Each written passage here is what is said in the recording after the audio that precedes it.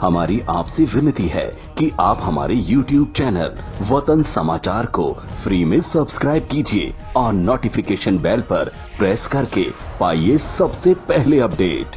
दुनिया में एक ही ऐसा देश है जिससे सब धर्म और सब किस्म के लोग बैठते हैं, रहते हैं और कोई किसी के साथ टेंशन नहीं होता है। अगर जो होता है तो उसमें कोई शिकायत ये होती है कि किसी ने जानबूझ के किया है।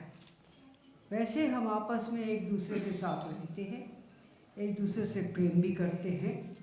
तो ये जो आज आपने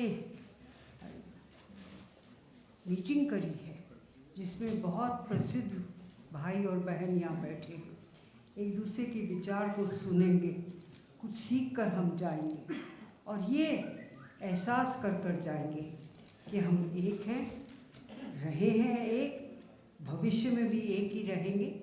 हो सकता है कभी कभी हम में गलती हो जाती है, लेकिन उसको सुधारने के लिए भी हमारे ही देश के सरकारें हैं।